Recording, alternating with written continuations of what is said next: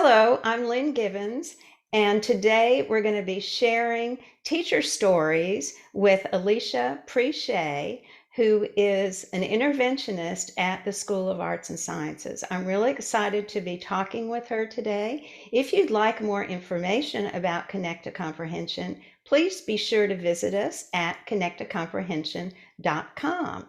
So, Alesheia, welcome. Let's talk a little bit first about who you are and what you do.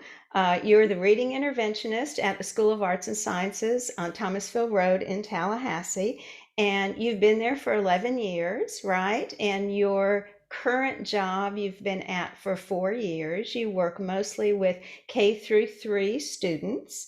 And you coordinate a lot of the training and implementation and professional development for teachers at your school. And I know they really appreciate that. So let me ask you first how you learned about Connect to Comprehension. Let's start at the beginning. Okay. Well, as a classroom teacher, I was looking for something that would reach students who were diagnosed with dyslexia. I had no experience with a curriculum that would address the comprehension and the phonics. And I began to join different groups on social media that focused with teaching students with dyslexia. And I saw your program, the name of it will pop up, recommendations by other teachers. So literally I decided to Google it and I found it on the internet and I began to read the description.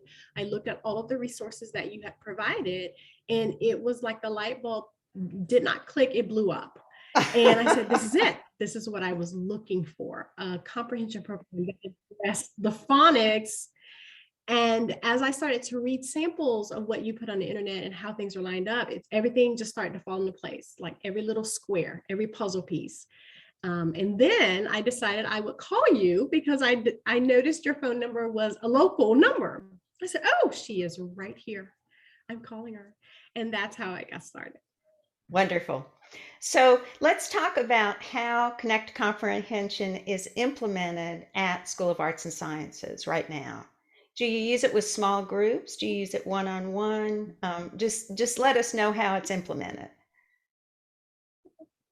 So we use it two different ways.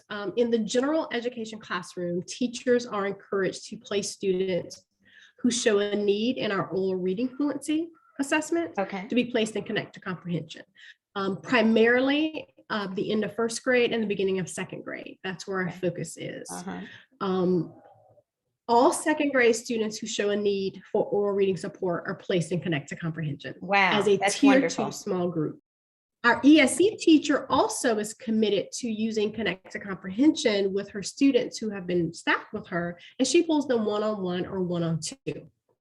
And she uses the program as well, because there are times when there are only 2 students in a classroom who needs it, and usually they're ESE students. So she has committed to making sure they get that instruction. Okay, that's wonderful. Thank you. What about this program appeals to you?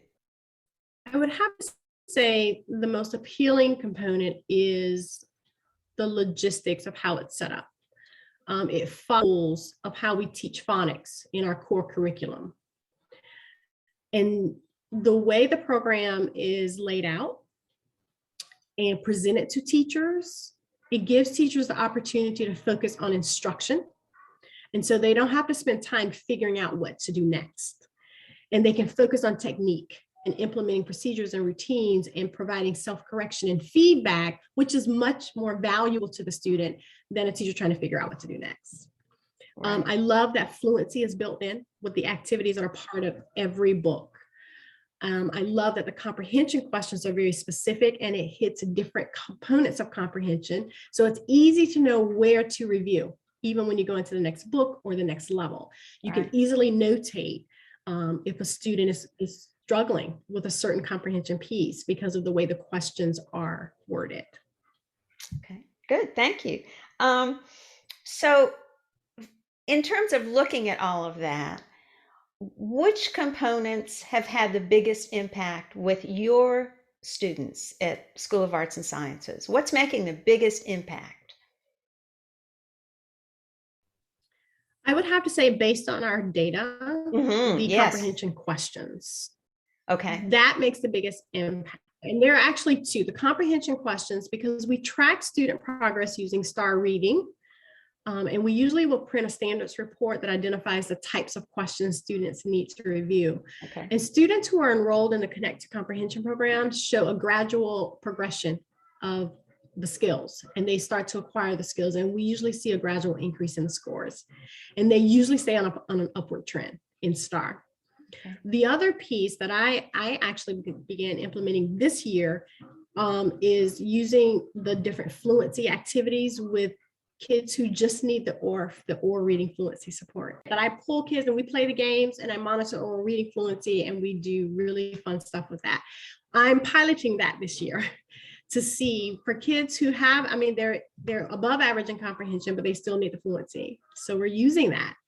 But the comprehension questions, I would have to say, has the biggest impact on our lowest performing students. Okay. The way they're worded, the way they're designed, and how it makes them answer the questions in their own words. It makes them think about what they're reading more so than guessing based on context. Okay. Can you talk a little bit about the writing component of this program and what effect that has had in terms of student progress? How students have to write the answers to the questions. Do you see that as making a difference with your students? It makes a difference because it gives the teacher a different level of insight on a child's understanding. When students are presented with a multiple choice question, that's a different way of answering, and it gives to me surface knowledge if a child understands. Exactly. But having to write a response elicits a deeper, it makes the child dig deeper. Yeah. But you also get to see how the child crafts the answer. And the sentence stems, the answer stems that are provided are very helpful to the teacher to scaffold, to provide the necessary support.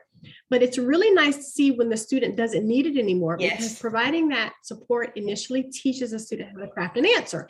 And so we have seen that students have improved their ability to respond to a comprehension question by crafting their own answers. And that has helped to deepen their knowledge. Yes. And we've seen that in action. I'm glad you used the word scaffold, because that's the whole point of scaffolding. You put the scaffold up and then you take it down when you don't need it anymore. So that's working for you, that idea of scaffolding, right? Okay. Alesheia, is there anything else you want to say before we conclude this conversation? Well, I would definitely like to say thank you for creating this program. It's been my pleasure. Because before